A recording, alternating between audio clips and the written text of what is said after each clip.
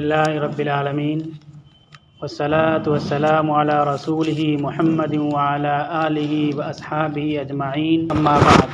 क़ाल अल्लाहु तआला अऊज़ु बिल्लाहि मिनश शैतानिर रजीम बिस्मिल्लाहिर रहमानिर रहीम आमीन तंज़ीलुम मिनर रहमानिर रहीम किताबुन फुस्सिलत आयातुहु क़ुरआनन अरबिय्यन लिक़ौमिन यअमलून बशीरन व नज़ीरा फ़अअरज़ अक्सरुहुम फ़हुम ला यस्मऊन। सदक़ल्लाहुल अज़ीम। रसूलुल्लाह सल्लल्लाहु अलैहि वसल्लम के ख़िलाफ़ अहले मक्का ने मशवरा किया कि हज का मौका है और पूरे मुल्क से और आलम से दूर दूर से लोग आएंगे। अगर वो मोहम्मद सल्लल्लाहु अलैहि वसल्लम की बात सुनेंगे तो मुतासिर होंगे और उनका दीन दूर दूर तक पहुँचेगा। तो उनका दीन न पहुँचे, उनकी बात लोग न सुने, इसलिए एक निकाती प्रोपेगेंडे पे सब मुत्तफ़िक हो जाएं। मुख्तलिफ राय आई, उसमें एक राय ये आई कि जादूगर होने के बारे में बात कह दी जाए और मशहूर कर दिया जाए तो हम लोगों को उनकी बातों से दूर रख सकते हैं। प्रोपेगेंडा किया तो प्रोपेगेंडे में भी भलाई होती है। समझदार लोग असल मामले को समझने की कोशिश करते हैं। ये बात गुज़श्ता जुमा को आई थी कि हज़रत ज़माद इज़्दी ये झाड़ फूँक करते थे। जब इस प्रोपेगेंडे को सुना तो वो आप सल्लल्लाहु अलैहि वसल्लम की खिदमत में हाजिर हुए और आपका इलाज करने के लिए कहा। आपने खुतबा तिलावत फरमाई, उससे बहुत मुतासिर हुई और ख़ुद ईमान कबूल किया।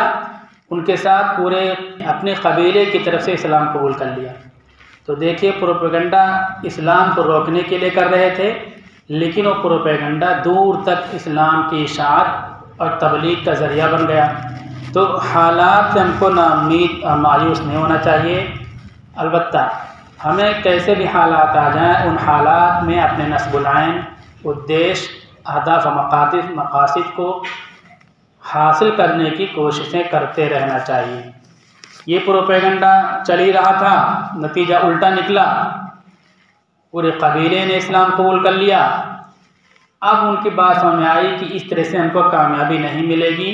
इसी नबूवत के 6ठे साल हज़रत हमज़ा के कबूल इस्लाम की बात, नामुवाफ़िक़ हालात होते हैं तो उन नामुवाफ़िक़ हालात में भी मुवाफ़िक़ रास्ते पैदा होते हैं।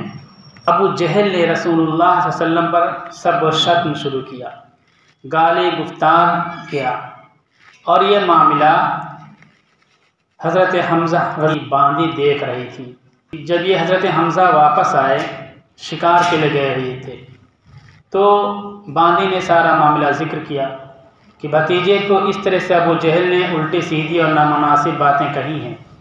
भतीजे थे, ज़िंदगी में कोई गलती कोई ख़ता नहीं देखी थी, लाडले थे, प्यारे थे।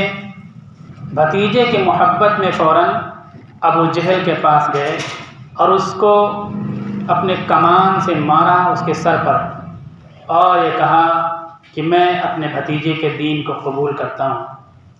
रसूलुल्लाह सल्लल्लाहु अलैहि वसल्लम के पास आए और कहा, भतीजे, जो अबू जहल ने तुमको कहा था, तुमको अज़ियत और तकलीफ़ पहुँचाई है, मैंने वो बदला ले लिया। आका मदनी सल्लल्लाहु अलैहि वसल्लम ने इरशाद फरमाया, चचा जान, बदले की ज़रूरत नहीं है, मुझे आपके कलमे की ज़रूरत है। हम ये चाहते हैं कि आप इस्लाम कबूल करके इस्लाम का एक सुतून, एक खंबा, एक क़ुव्वत और एक ताकत बन जाएं। बदले की ज़रूरत नहीं है। दीन के लिए, अल्लाह के लिए हमको तकलीफ़ पहुँचे तो तकलीफ़ पहुँचाने वाले से हमें बदला लेने की ज़रूरत नहीं है, बल्कि जो हमारे लिए मददगार बनकर खड़ा हो, सबसे पहले हमारी फ़िक्र ये होनी चाहिए कि वो उसको ईमान नसीब हो जाए, इस्लाम नसीब हो जाए, वो इस्लाम का सुतून बन जाए, इस्लाम का मददगार और हामी और नासिर बन जाए। रसूलुल्लाह सल्लल्लाहु अलैहि वसल्लम ने फरमाया, चाचा जान, बदले की ज़रूरत नहीं है, कलमे की ज़रूरत है। हमें चाहते हैं कि आप इस्लाम का सुतून बन जाएं। चुनांचे हज़रत हमज़ा रज़ी अल्लाह ताला अन्हु ने कलमे शहादा पढ़ा और फिर वो जो ख़ानदानी हमीयत थी, ख़ानदानी गैरत और मोहब्बत थी, वो इस्लामी और दीनी हमीयत और गैरत और मोहब्बत में तब्दील हो गई। इस्लाम का सुतून बन गए, इस्लाम के मुहाफिज और सिपाही बन कर के खड़े हो गई हज़रत हमज़ा रज़ी अल्लाह ताला। ये नबूवत के 6ठे साल वाक़या पेश आया। अब एक तरफ प्रोपेगेंडा कर रहे थे, उसके नतीजे में पूरा कबीला हज़रत ज़िमाद इज़्दी का पूरा कबीला इस्लाम में दाखिल हो गया। प्रोपेगेंडे, नेगेटिव प्रोपेगेंडे के नतीजे में पॉजिटिव बात ये बरामद हो गई। दूसरी चीज़, डराना, धमकाना, धमकी, गालम गलूज, सब शत्म, इन आमाल के नतीजे में हज़रत हमज़ा जैसी हस्ती और शख्सियत ने इस्लाम कबूल कर लिया और सबसे बड़ा सरगना उसके सर पर कमान मारा। इस तरह से धमकी के माहौल में भी मुस्बत और पॉजिटिव बात बरामद हो गई। अब वो सोच रहे थे, प्लान मंसूबा बराबर बना रहे थे कि किस तरह से इस्लाम को रोका जाए, मुहम्मदुर रसूलुल्लाह सल्लल्लाहु अलैहि वसल्लम की दावत को रोका जाए। अब ये सोचा कि प्रोपेगेंडे से भी कुछ हासिल होने वाला नहीं है, धमकी और धौंस से भी कुछ हासिल होने वाला नहीं है, नतीजा उल्टा निकल रहा है। अब क्या करो, असल सरचश्मे को बंद करो। उसके लिए लालच का रास्ता अख्तियार किया। लालच के सिलसिले में 2 नफरी वफ्द, वलीद और उतबा, ये 2 लोग रसूलुल्लाह सल्लल्लाहु अलैहि वसल्लम की खिदमत में हाजिर हुए। मशवरे के बाद, मीटिंग के बाद हाजिर हुए और 3 बातें रसूलुल्लाह सल्लल्लाहु अलैहि वसल्लम के पास रखी। पहली बात, अगर तुम दौलत चाहते हो तो दौलत के ढेर तुम्हारे कदमों पर हम निछावर कर देंगे और सारी दौलत तुम पर लुटा देंगे, लेकिन तुम अपने इस दावत को, अपने इस पैगाम को छोड़ दो, लोगों को बताना बंद कर दो, इस्लाम की बात, तौहीद की बात बताना बंद कर दो, इंसानों को इंसानों की गुलामी से निकालना बंद कर दो और इंसानों के मुक़द्दस पेशानी को ईंट और पत्थर के सामने झुकाने का सिलसिला जो रोक रहे हो, इसको न रोको। लोगों को कुफ्र के अंधेरों से निकालना बंद कर दो। अगर दौलत चाहे तो दौलत दे देंगे, शर्त ये कि इस दावत को, इस पैगाम को लोगों तक पहुंचाना बंद कर दो, इस काम को छोड़ दो। दूसरी बात उन्होंने रखी कि अगर तुम महिला औरत चाहते हो, शादी करना चाहते हो, तो हसीन तरीन दोशीज़ा जिसको तुम कहो, उस दोशीज़ा के साथ हम तुम्हारी शादी कर देंगे, लेकिन इसके बदले में तुम दावत का काम छोड़ दो, लोगों को दीन की तरफ बुलाना छोड़ दो, कुफ्र से रोकना छोड़ दो, ईमान की दावत देना छोड़ दो। तीसरी बात, अगर तुम हुकूमत चाहते हो, इख्तिदार चाहते हो, मनसब चाहते हो, दुनियावी जाह चलाल चाहते हो, अख्तियार और इख्तिदार चाहते हो, तो मक्का की हुकूमत तुम्हारे हाथ में दे देंगे हम, हिजाज की हुकूमत तुम्हारे हाथ में दे देंगे, तुम मुतलकुल अलान हुक्मरान बन करके हुकूमत करो, इख्तिदार तुमको मिलेगी, हम तुमको इख्तिदार देंगे, तुम इस इख्तिदार के बदले में दावत का काम छोड़ दो, लोगों को दीन की तरफ बुलाना छोड़ दो। चौथी बात, अगर तुमको जादू हो गया है, सहर हो गया है, कोई बीमारी है जिसके नतीजे में बाप दादाओं की रसूमात के खिलाफ, उनके रवाजात के खिलाफ, समाज की एक तरफा सोच के खिलाफ इतनी कुव्वत के साथ, इतने वसूख के साथ लोगों के सामने पेश करते हो, तो हम तुम्हारा इलाज करा दें। इंसान जब मदहोश होता है, नशे में होता है, या कोई जुनूनी कैफियत उसके ऊपर होती है, तो सामने कितनी बड़ी ताकत खड़ी हो, उससे वो मरूब नहीं होता है, उससे वो टकराता रहता है, उससे मुकाबला करता रहता है। उन्होंने कहा अगर तुमको एक बीमारी है, जुनून है, सहर है, जादू है, तो हम उसका बेहतरीन इलाज करा देंगे, लेकिन ये बात बोलना बंद कर दो कि अल्लाह एक है, अल्लाह के अलावा किसी की पूजा नहीं होगी, इस्लाम की तरफ बुलाना बंद कर दो, हम आपका इलाज भी कराएंगे। 4 शर्तें रखी उन्होंने। 4 बातों में से कोई बात आप कबूल करें और दावत का बंद कर दें, या चारों बातें कबूल कर लें, दावत का काम बंद कर दें, दीन की तरफ बुलाना बंद कर दें। और आप सोचें, छोटे छोटे लालच हमको दी जाती है, छोटे छोटे इनामात हमको दिए जाते हैं और पूरी मिल्लत का, पूरी कौम का सौदा कर लेते हैं। अभी देखिए बड़े बड़े इदारे हैं, मैं किसी पर नकीर नहीं कर रहा हूँ, उलमा इस वक्त सबसे ज़्यादा कौम के लिए फ़िक्रमंद हैं और कौम के लिए मेहनतें कर रहे हैं। लेकिन लालच की जहाँ तक बात आई, लालच दी गई, अल्लाह के नबी ने सारी लालच को ठुकरा दिया। मामूली लालच नहीं थी, ठुकरा दिया। आज मिल्लत बड़े जिम्मेदार किस्म के लोगों की तरफ उम्मीद की नज़रें उठा करके देखती है, इदारों की तो उम्मीद की नज़रें करके देखती है। लेकिन उन लोगों को गम है, फिक्र है, तो एक दरोगा है दोज़ख का जिसका नाम ईडी है, उसका गम है। उस दरोगा जहन्नम का डर है कि कहीं हमने मिल्लत के हक़ में कोई काम किया और मिल्लत के ज़ख्मों पर मरहम रखने की कोशिश की, उस पर होने वाले जुल्म जारहियत के खिलाफ ज़बान खोला, तो वो जहन्नम का दरोगा हमारी प्रॉपर्टी को हदम न कर ले, हमारे कारोबार को बंद न कर दे, हमारे कदमों में बढ़िया न डाल दे और हमें पाबंद सलासिल न कर दे। दुरुस्त और स्पियन के आखिरी ताजदार की तरह वो इदारे, बड़ी शख्सियतें अपनी ज़िंदगी को, अपने जिस्म को, अपनी प्रॉपर्टी को, अपने ऐशो आराम को बचाने के लिए, मिल्लत के लिए, मिल्लत के दुखों पर मरहम रखने के लिए तैयार नहीं हो रही हैं, कोई लफ्ज़ बोलने के लिए तैयार नहीं हो रही हैं, बल्कि बसा औकात उनके काम ऐसे होते हैं जिससे मालूम होता है कि मिल्लत का सौदा कर रहे हैं वो लोग।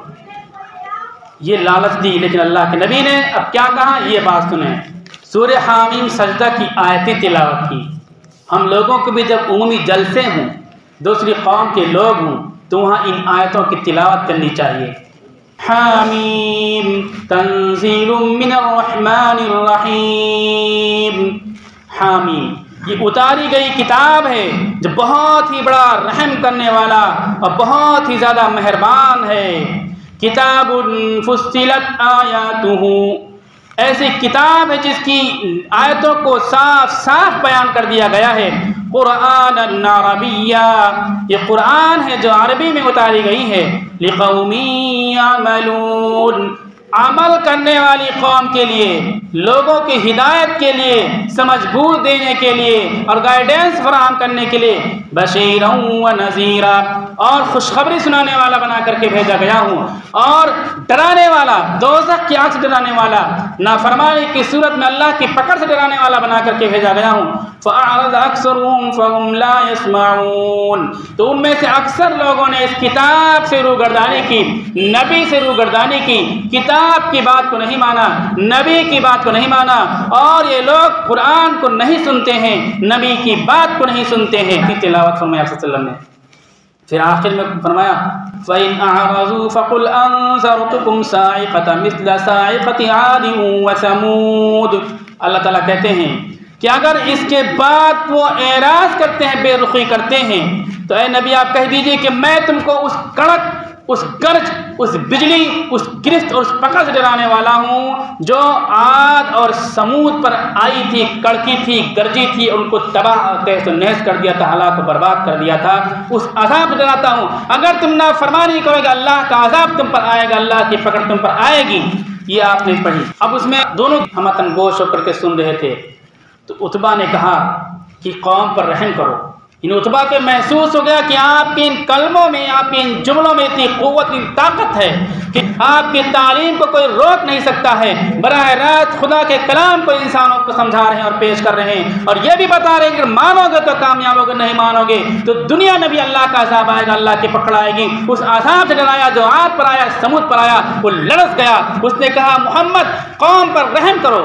फिर आगे आकर के इसमें अपनी कौम के पास कहा उतबा ने, इन्नी समिअतु क़ौलन वल्लाहि मा समिअतु मिस्लहु क़त्तु, मैंने ऐसी बात सुनी है कि खुदा की कसम उससे पहले जैसी कोई बात कभी नहीं सुनी थी। वल्लाहि मा हुवा बिस्सहर, खुदा की कसम न वो जादू वाला बिश्शेर, न शेर है वाला बिल कहाना, न की कहानत है। या माशरा कुरैश, ए कुरैश के लोगों, अतीऊनी, मेरी बात मानो। उतबा कहता है मेरी बात मानो, क्या कि मोहम्मद के मामले में इंटरफियर मत करो, खामोश रहो। फ़वल्लाहि लियकूनन्ना लिक़ौलिहि अल्लज़ी समिअतु नबअन, खुदा की कसम जो मैंने उसकी बात सुनी उसमें खबर है, उसमें पैगाम है, उसमें तूफ़ान है, उसमें आंधी है, उसमें इनक़िलाब है। व इन यज़हरु अलल अरब, अगर वो अरब पर गालिब आ गया, फमुल्कुहु मुल्कुकुम, तो उसकी हुकूमत तुम्हारी हुकूमत होगी, तुम्हारे ख़ानदान के हैं वो। व इज़्ज़ुहुम इज़्ज़ुकुम, उनकी इज़्ज़त तुम्हारी इज़्ज़त होगी। कुंतुम असादन नास, तुम लोगों में सबसे सादतमंद लोग होगे कि इन्होंने मोहम्मद की मुखालफत नहीं की। अगर इस वक्त हम मोहम्मद की मुखालफत करते हैं तो सबसे बदतरीन लोग करार पाएंगे, क्योंकि इनकी तालीमात को, इनके पैगाम को दुनिया की कोई ताकत रोक नहीं सकती है। इसलिए बेहतर ये है कि या तो मोहम्मद का साथ दिया जाए, साथ न दिया जाए तो मुखालफत न की जाए। मुखालफत नहीं करोगे हुकूमत उनकी आ जाएगी, फिर हम बुराई के साथ नहीं याद किए जाएंगे बल्कि अच्छाई के साथ याद किए जाएंगे कि हमारे खानदान में, हमारे कबीले में, हमारे मुल्क में ऐसी हस्ती, ऐसी शख्सियत, ऐसी वजूद आई, ऐसी ज़ात पैदा हुई जिसने पूरी दुनिया में गलगला पैदा कर दिया, इनकलाब पैदा कर दिया, हमारा नाम चलेगा। उसने कहा, फिर लोग मुखालिफ हो गए। तो उन्होंने कहा, हाज़ा रअयी, मेरे राय है, फस्नऊ माँ बदालकुम, तुमसे जो हो सके वो तुम करो। ये कहावत के 6ठे साल की ये बात है, उसमें ये हुआ तो हमज़ा ने इस्लाम कबूल कर लिया, और उसी प्रोपेगेंडा के नतीजे में हज़रत ज़मात यज़ीद के क़बीले ने इस्लाम कबूल किया और उनकी तमाम स्कीमें नाकाम हो गई। बड़ी और अहम बात है कि लालच दी गई दावत को रोकने के लिए। आज हम लोगों को दावत रोकने की लालच कोई नहीं दे रहा है कि दावत न दो, हम वैसे ही दावत छोड़े पड़े हुए हैं। मेहमानों को नुकसान पहुंचाने की लालच दी जाती है, और एक खरीदने आते हैं, एक खरीदार एक चाहिए बिकने वाला, 50 लोग लाइन में बिकने के लिए लगे रहते हैं। कितनी महरूमी की बात है।